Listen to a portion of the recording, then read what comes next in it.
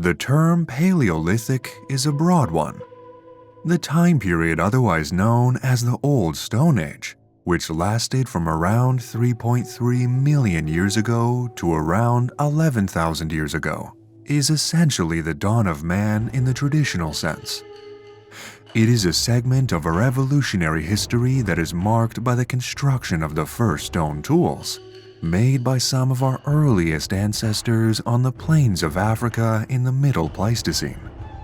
It runs right through to the point where the Pleistocene became the Holocene, and encompasses all of the most dramatic events, technological innovations, and spectacular nature of the epoch.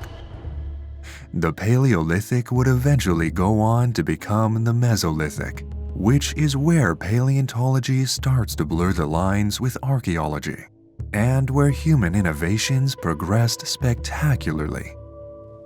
In today's video, though, we will be focusing on the Paleolithic period specifically, examining several key features of it as a whole. The world in the Paleolithic, its people, its technological innovations, its religion and social structure, and its wildlife. We will cover as much of the world as we can, from the wide open plains of Africa up to the cold Mammoth Steppe of Eurasia, the prairies of the Americas, and the deserts of Oceania. Join us as we take a multi-million-year journey through the Paleolithic period. The continents throughout the Paleolithic had more or less begun to reach the locations they can be found in today, give or take 70 kilometers. As the Paleolithic began, North America had become newly connected to South America, forming the land bridge of Central America. This led to the Great American Interchange, an event that saw a biological mass exodus of animal species crossing over from north to south, and vice versa. The reason North America is populated by armadillos, porcupines, and possums today is because the ancestors of these animals were finally able to travel up north from their South American home via what is today the likes of Panama, Nicaragua, and Mexico. India had also recently collided with the mainland continent of Asia, forming the mighty mountain range which is today known as the Himalayas. Similar events actually took place in the Americas around this time, uplifting the Cascades, Appalachians, and Rocky Mountains into the positions they are in today. All of this was new to the world when the Paleolithic began. Over the several million years prior to the Paleolithic beginning, the world had also been experiencing marked changes in climate. The world generally was beginning to cool, becoming more dry in the process. Massive ice sheets, as we see today, had formed across Antarctica, with the ice caps in the Arctic having formed around 3 million years ago, after the Paleolithic had officially begun. The ice extended into the Southern Ocean and northern reaches of the Pacific and Atlantic in the form of ice flows. It is thought that this cooling is what allowed the signature biomes of the Pleistocene to appear. Many of these environments were characterized by wide open spaces and plains, such as the savannas of Africa, the prairies of North America, and the Mammoth Steppe of Eurasia. Forests the world over began to steadily disappear, and animals that had previously climbed trees and leapt through woodland needed to adapt fast. This cooling progressed into the introduction of several major glacial events in the Pleistocene, 4 to be precise, where glacial advances up to 3,000 meters deep crept across the land, dropping sea level by up to 100 meters. Conversely, when the glacial periods ended and the ice melted, entire stretches of land were consumed by water, temporarily drowned until the next glacial period. In some instances, entire mountain ranges, such as the Andes in South America and the likes of Mount Kilimanjaro in Tanzania, were encased in ice. The frigid realms of the northern hemisphere saw multiple glaciers blend together, forming massive ice sheets covering the Alps, the Arctic, and much of Siberia. At times, the North Sea, which covers the area between Britain and Scandinavia, was entirely impassable, cloaked in a frozen blanket. Beringia, which at the time connected Asia from North America, was also covered in ice at this time, which may have prevented early humans from reaching the Americas. At the end of the Paleolithic, the Pleistocene epoch began to come to an end, defined by an era of drastic warming. As the huge wild expanses of the Eurasian Mammoth Steppe began to give way to the lush forests teeming with deer and birdsong, the megafauna began to die out. A cruel combination of human hunting and climate change marking their end.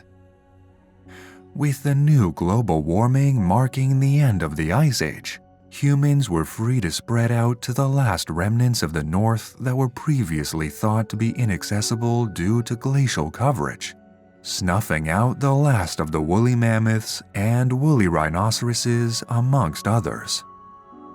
By the end of the Paleolithic, the world was recognizable as it is today. Humans just needed to start making the most of it. Many of the earliest people of the Paleolithic were hunter-gatherers, living in small proto-societies or family groups as they fed on local plant sources and hunted wild animals. By the end of the Paleolithic, when Homo sapiens appeared on the scene, mastery of basic structures and shelters was achieved, and humans were capable of starting, controlling, and using fire to warm them and to help them hunt. They gathered firewood in the nearby forests and collected water at streams and rivers. They sewed basic clothes that would shelter them against the harsh elements of the winters, and they ultimately became more and more social.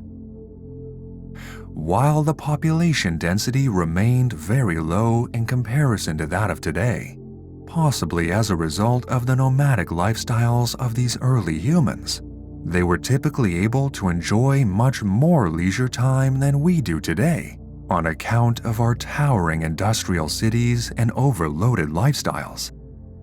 People passed their time by talking around fires, telling stories of their ancestors, and painting renditions of local wildlife on the walls of caves. As we know, however, the Paleolithic extends far beyond just our own species. This period was home to a number of majorly significant species, both on the evolutionary road too, and related to Homo sapiens. Around the time the Paleolithic period began, it was Homo erectus that was the most dominant hominid species across the globe. Homo erectus did not make it to the Americas, but instead managed to conquer much of Africa and Eurasia, with some populations making it as far as eastern China. Homo erectus began these migrations as early as 2 million years ago, an event that happened in more than one wave, as these people cautiously explored their new world. Anatomically modern Homo sapiens, for comparison, only emerged in Africa 200,000 years ago. We only managed to leave Africa to explore the other continents of the world around 50,000 years ago. Along the way, a number of different early human species would accompany us and our ancestors. Homo heidelbergensis evolved around 500,000 years ago and quickly found itself expanding its range into Europe and Asia, where it may have split off into a series of groups that became the Neanderthals, the Denisovans, and possibly us. By the end of the Paleolithic, Homo sapiens were the last members of the genus standing. The Neanderthals, Homo erectus, the Denisovans, and the myriad of other species brought about by the Middle Pleistocene's bursts of evolution had died out, leaving what we call modern humans to conquer the rest of the world. From here, through trial and tribulation, Homo sapiens managed to leave Africa amidst natural disasters, dangerous megafauna, and harsh natural elements and barriers. Eventually, we would set out to colonize the entire planet, a move that can be seen either as a triumph or a natural disaster depending on your view. Now the Paleolithic is marked and even named for the rise of stone tools, a significant event in the history of humankind that would shape our very existence in the Paleolithic period. The first tools used by humans, however, were made of bone and wood. Stone came slightly later as better methods of shaping and carving it came to light. The earliest official Paleolithic stone tools belong to what archaeologists have dubbed the Oldowan stone tool industry, named after the area in which they were discovered in southern Africa. To the untrained eye, many of these stone tools may be hard to tell apart. Some of them even just resemble regular stones, perhaps shaped by the elements naturally. Take a closer look, however, and the differences become easy to spot. Some stone tools, carved to be broad and sharp cutting devices, became choppers, tools that would have been used to smash into the bones and carcasses of downed animals to access the tasty meat and bone marrow within. Some slender, sharper tools were known as burins, essentially an early form of knife. These stone flakes with sharpened points were used to carve and cut wood, and may have been used to cut up meat into manageable portions for members of the group to enjoy. Most remarkable are the presence of stitching awls at this time, devices used for puncturing holes in fabric in order to connect materials together. These tools would have been used to make the first basic clothes, loose-fitting ponchos and cloaks made of animal hides. As humans evolved, so did their Paleolithic tools. The Oldowan stone tool industry eventually gave way to the Acheulean stone tool industry. This saw the introduction of pear-shaped hand axes into the mix, larger tools which fit into the palms of early hands. These tools were used as weapons and cutting devices, a multi-purpose invention that allowed early humans to thrive on the plains of Africa. Eventually, the Mousterian stone tool industry would arise from the ashes of the Acheulean, a time characterized by Levallois spearheads and points, made from more articulately shaped stones. These tools much more closely resembled the arrowheads and spearheads you might see in an archaeology museum today, and have been found in huge numbers. Eventually, humans would progress to developing Aterian stone tools, one of the more advanced industries of the Paleolithic period. Some of these neatly carved spearheads are carved on both sides, slightly curved and pointed at the tip. Some are leaf-shaped in structure and would have made formidable weapons when used on an animal's hide. It has even been suggested that early humans would use some of their first weapons as bladed frisbees, throwing them horizontally into a herd of animals with a view of hitting at least one of them. The way they were carved meant they were likely able to drift quickly on the wind, maintaining enough speed and force to seriously wound the likes of an antelope or deer if thrown with enough effort. Paleolithic humans began to show the first signs of mastery over fire too. Becoming common in the Middle Paleolithic, Between 1.9 million years ago and 250,000 years ago, humans are thought to have begun cooking their food. This reduced mortality rates brought on by disease, as well as preventing more people from dying from exposure to the freezing elements. Huddled in caves, these early humans were also much safer from attack from the many predators that littered the Paleolithic world. It is thought that Homo erectus may even have successfully created rafts made from combined pieces of wood. They are thought to have used these rafts to traverse the waters surrounding the islands of Indonesia, finding their way to places such as Flores Island, where a population of Homo erectus eventually became the diminutive Homo floresiensis. This, however, is still up for debate amongst archaeologists and anthropologists who study the matter. Similarly, it is thought that later Paleolithic species such as Neanderthals were able to traverse bodies of water as big as the Mediterranean Sea on basic rafts.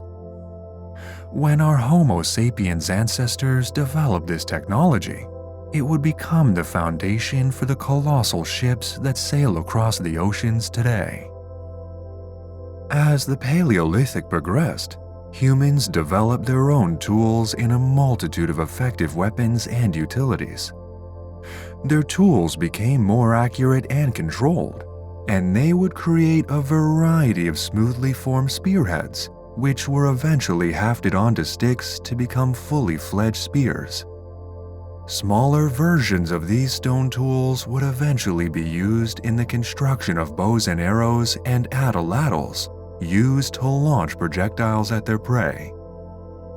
Some stone tools were shaped into harpoons, longer tools perfect for spearing fish and other animals that lurked in the water. This helped early humans to expand their diets, gaining access to a wide range of nutrition sources and vitamins. As the Paleolithic drew to a close, a surprising number of tools had been invented. Among the repertoire of Homo sapiens living in the warming forests of the Holocene were nets, bolas, bows, and biface knives. Before the end of the Paleolithic, humans had begun to domesticate wolves into dogs, and dogs became a staple of prehistoric life. They hunted with groups of early humans and provided valuable companionship in a world that could often be scary and dangerous. The early humans of the Pleistocene were at this stage poised to take over the world in the Holocene. Little is known about the social structure of early humans in the Paleolithic, as such things are hard to determine without a reliable form of writing or recording events. It is thought that primates on the Homo line of apes were more capable of forming complex social structures than their chimpanzee relatives, but they were still basic in comparison to modern standards. Homo erectus is thought to have been the first human species to establish camps and create structures to live in, even if only temporarily as they migrated from area to area.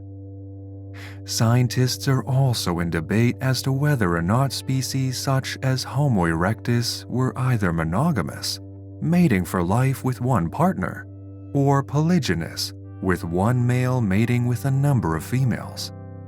This is thought to have developed in the later Paleolithic, when humans began to adopt monogamy as a common practice. Either way, it is known that these early people, from the start of the Paleolithic to the start of the eventual Neolithic, lived without organized societies or rulers.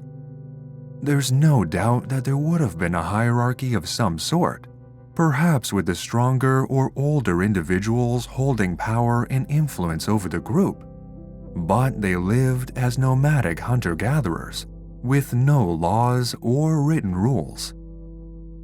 It is thought that the largest of these nomadic groups may have held up to 100 members, but on average 20 to 30 members was commonplace. There is also significant debate that some of these communities may have been egalitarian, valuing all members of the group equally.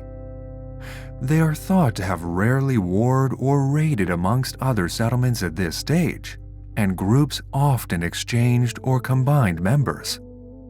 Moreover, the Paleolithic is thought to have been the most gender-equal time period in human history, with jobs around the community being divided equally between men and women. Art and culture, the foundations of the music you enjoy and the films you like to watch today, first reared its head in the Paleolithic.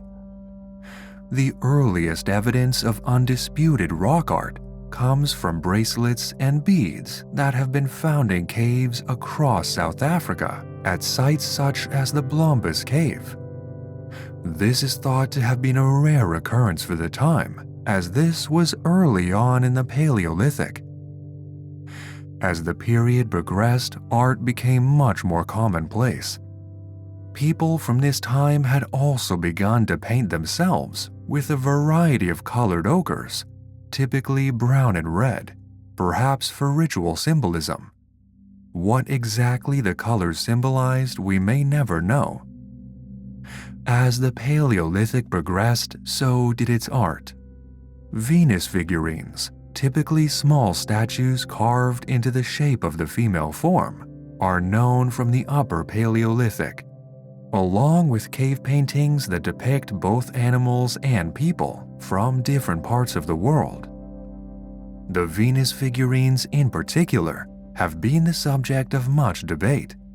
Are they self-portraits made by women of the time, or do they represent some sort of early goddess? The debate continues. Early humans in the Paleolithic had actually begun to develop their own music in addition to their visual art. The very earliest music is not traceable in the archaeological record, as it was likely produced by using the human voice alone.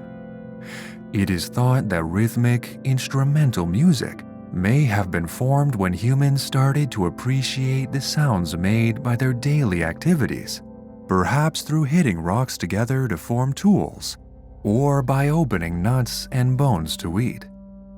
By the Middle Paleolithic, the first musical instruments became clear in the archaeological record. Pipes made of bone or ivory were used at this time, which may also have been used to signal to other members of the group. These were combined with drums made using the skins of animals, which were likely played at ritual events or at social gatherings. As for the religion of the Paleolithic, this is perhaps the most complex and debated topic of all. It is thought that religion, or at least spiritual symbolism, first appeared in the Middle Paleolithic. Archaeologists have suggested that by this time, humans had begun to believe in the existence of an afterlife, taking care of the way they treated and revered their dead loved ones. Ritual defleshing, where a corpse is stripped of all its flesh and musculature before being buried, may have been practiced at this time, perhaps to help the departed transition to the afterlife. It has been considered that some Neanderthal societies may have worshipped animals, or perhaps gods who took their forms. Some groups are thought to have formed religious cults around bears due to the presence of bear art and bear remains at their long-lost campsites. One proposed ritual based on archaeological evidence suggests that these Neanderthals practiced ritual bear sacrifice. A captive bear was likely shot with a flurry of arrows before being ritually worshipped. Some have even considered that this behavior may have led to a possible warlike culture in Homo sapiens. Existence of supernatural beings, or possibly even mythological creatures, come from cave painting sites in the Upper Paleolithic, where humans are depicted with animalistic features. These may be early depictions of folklore characters or deities. Some societies around this time may have featured the presence of shamans or priests, who would perform rituals surrounding these gods and myths, eventually helping to give way to the religions of the modern day. If there is one thing more spectacular than anything else that the Paleolithic is known for, it's the animals. These animals, megafaunal beings cruelly erased from this world by overhunting and climate change, are wonders of the prehistoric world, depicted in films, television series, books, museum exhibits, and children's toys. Some of them as famous and beloved as the dinosaurs that preceded their reign over the earth. The vast majority of the Paleolithic's iconic animals were mammals, creatures that were experiencing the zenith of the Cenozoic epoch, a time where mammals had been given millions of years to evolve into a multitude of amazing shapes and forms, many of which can still be seen in the wilds of the world to this day. Let's start with the Mammoth Steppe of Eurasia, a vast open plain where animals could roam across huge spaces in search of grazing. At the same time human beings and Neanderthals were hunting on the plains of Eurasia, the iconic woolly mammoths were traversing the plains in mighty herds. These huge relatives of modern-day elephants were a food source, albeit a difficult-to-obtain one, for early humans, who hunted them with spears and arrows, traps and fire. The last mammoths, confined to their dying stronghold on Wrangel Island north of Russia, were still in existence as the Great Pyramids in Giza, Egypt, were being built. Ultimately, though, the mammoths would be lost to the archives of prehistory. Alongside them lived two giant relatives of the modern rhinoceroses of the plains of Africa and Asia, Coelodonta, the woolly rhinoceros, and Elasmotherium, an animal once dubbed the Siberian unicorn. The latter has now been proven to have had a blunt ridge where its once depicted colossal horn used to be. These animals would have been another difficult hunt for our ancestors, but with the right technology it was possible. A range of deadly carnivores also populated the Mammoth Steppe.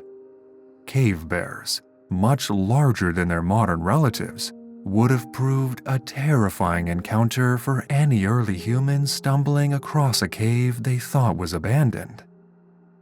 Perhaps even more intimidating were cave lions, relatives of modern big cats. They are thought to have actively hunted human beings, a behavior also seen in the cave hyena, a subspecies of the spotted hyena of modern Africa. Fire would have proved an invaluable defense against these apex predators, and it likely saved the lives of many people in the Pleistocene. Elsewhere, other strange creatures were dwelling in the Americas, which were reached by early humans around 13,000 years ago. Humans crossed over the Beringia land bridge that at the time connected Russia to Canada. By the time they arrived, they would have witnessed a world drastically different to the one they had come from.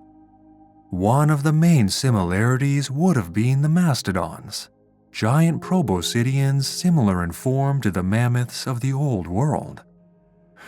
While not as closely related, these giants would have resembled elephants as well, yet ones with straighter tusks and more sloping foreheads. Traversing the waterways of the great rivers and lakes of North America would have been Castoroides ohioensis, otherwise known as the giant beaver. These enormous rodents would have resembled their modern counterparts, but at over 2 meters long would have been quite the sight. Even stranger animals would have populated what is now the United States. Aramotherium, a gigantic species of ground sloth, would have lived in burrows and caves, likely hunted by but possibly lethal to ancient humans. Giant relatives of the camel would have strided across the plains, as saber-toothed cats such as Smilodon stalked in the grasses. Overhead circled huge New World vultures, the teratorns. With a wingspan of almost 4 meters, Teratornis miriami would have been an amazing sight in life.